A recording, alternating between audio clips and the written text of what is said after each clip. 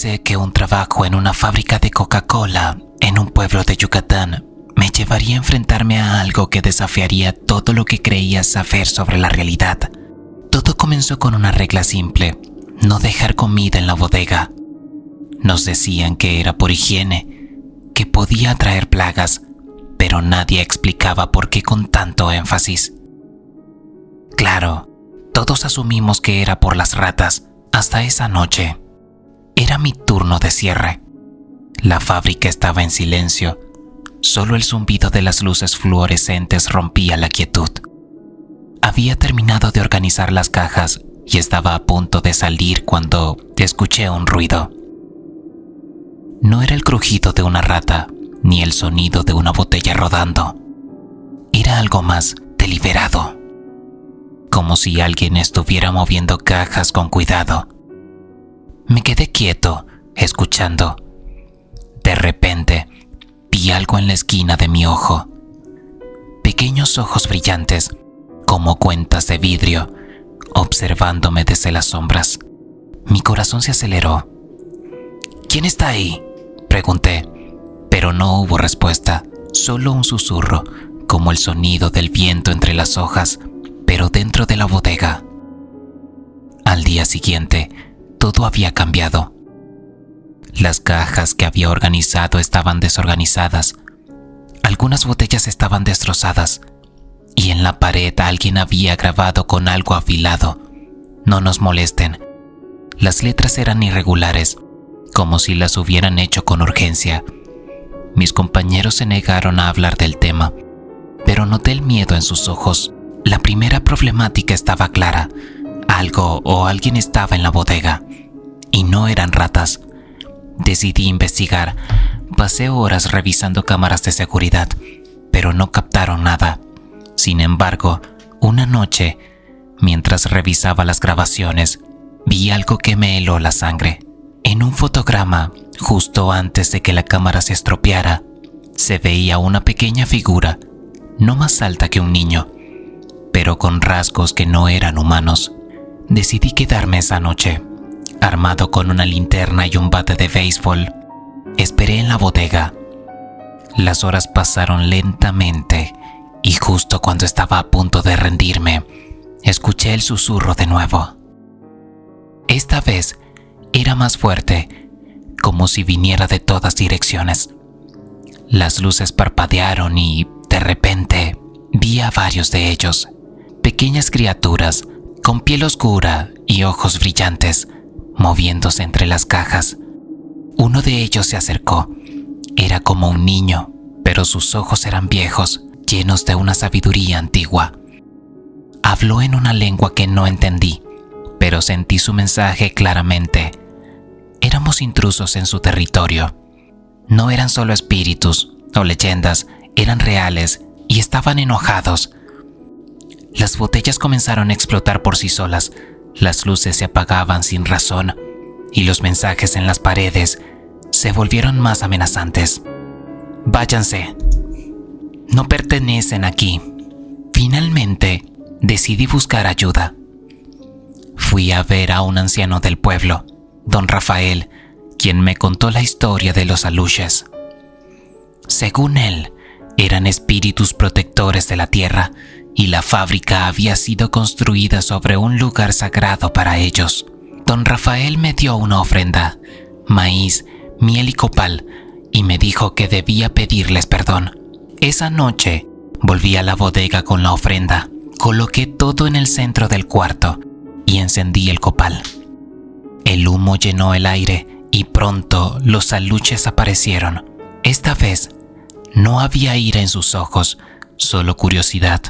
Hablé en voz alta, pidiendo disculpas y prometiendo que haría lo posible para respetar su territorio. Para mi sorpresa, uno de ellos asintió. Las luces volvieron a la normalidad y el ambiente en la bodega cambió.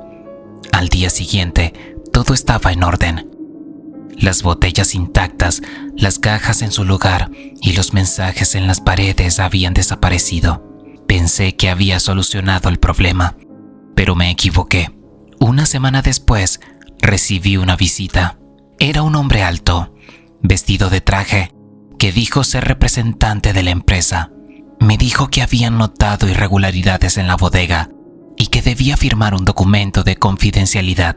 Cuando me negué, su sonrisa desapareció. Los aluches no son lo único que debería preocuparte, dijo antes de irse. Desde entonces, he notado que me siguen. Coches negros estacionados fuera de mi casa, llamadas anónimas y un sentimiento constante de estar siendo observado. Los aluches ya no son mi mayor preocupación. Ahora, me pregunto qué más está oculto en esa fábrica y por qué la empresa está tan interesada en mantenerlo en secreto. Pero sé que no puedo quedarme callado. Por eso escribo esto. Por si algo me pasa, alguien debe saber la verdad.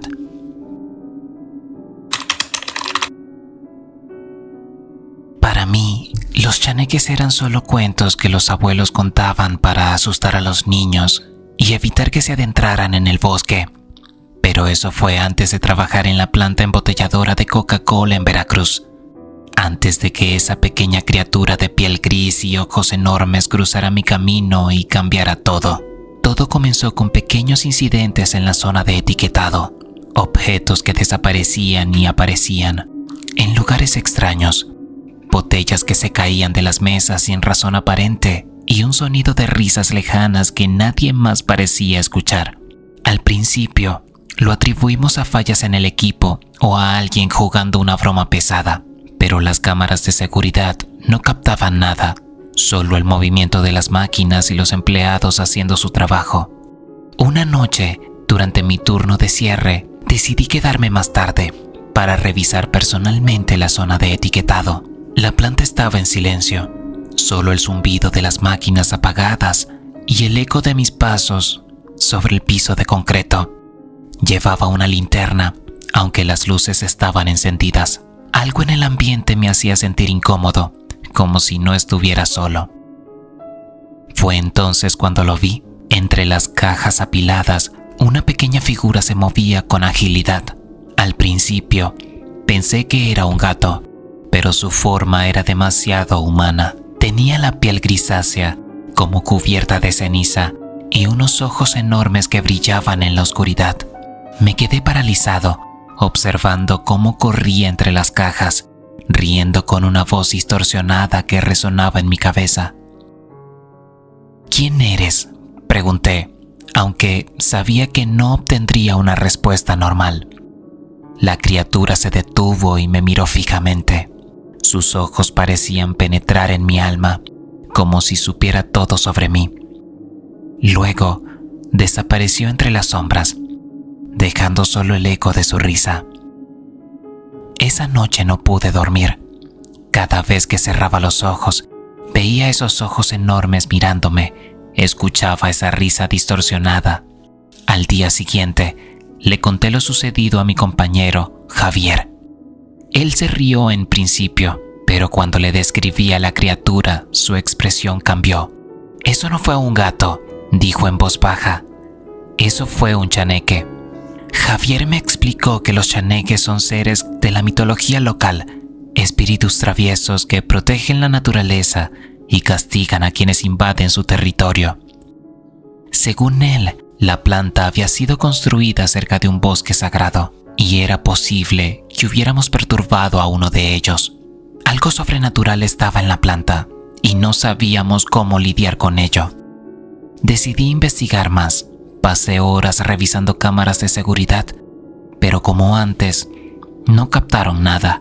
Sin embargo, una noche, mientras revisaba las grabaciones, vi algo que me heló la sangre. En un fotograma, justo antes de que la cámara se estropeara, se veía una pequeña figura, no más alta que un niño, pero con rasgos que no eran humanos. Decidí quedarme esa noche, armado con una linterna y un crucifijo que mi abuela me había dado. Esperé en la zona de etiquetado. Las horas pasaron lentamente y justo cuando estaba a punto de rendirme, escuché la risa de nuevo. Esta vez era más fuerte, como si viniera de todas partes. Las luces parpadearon y de repente vi al chaneque. Estaba más cerca que la vez anterior. y podía ver detalles que antes no había notado. Su piel no era lisa, sino cubierta de pequeñas escamas, y sus manos tenían garras afiladas. Me miró fijamente y luego señaló hacia una botella de Coca-Cola que estaba sobre una mesa. ¿Qué quieres?, pregunté, tratando de mantener la calma. El chaneque no respondió, pero su risa se volvió más aguda. De repente, la botella explotó y el líquido burbujeante salpicó por todas partes. Cuando me limpié la cara, el chaneque había desaparecido. No era solo un espíritu travieso, era peligroso.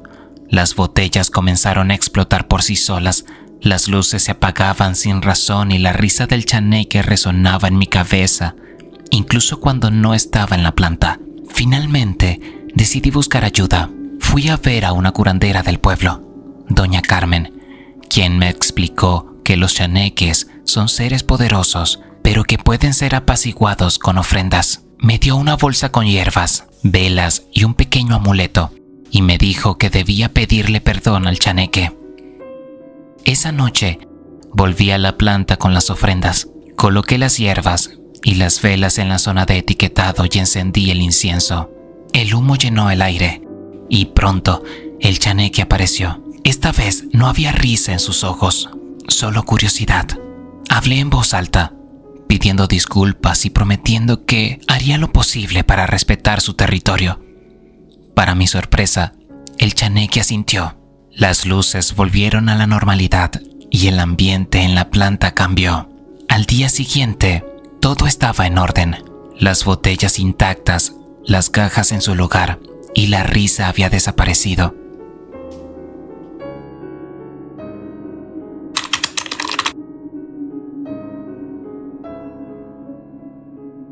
Jamás habría pensado que mi trabajo en la fábrica de Coca-Cola en San Jerónimo, un pueblo en las montañas de México, se convertiría en la peor pesadilla de mi vida. Todo comenzó como un empleo más, una forma de ganarme la vida en un lugar donde las oportunidades escasean.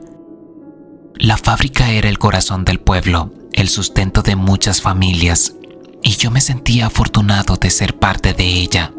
Pero todo cambió la noche en que vi algo que no debía. Al principio, todo parecía normal.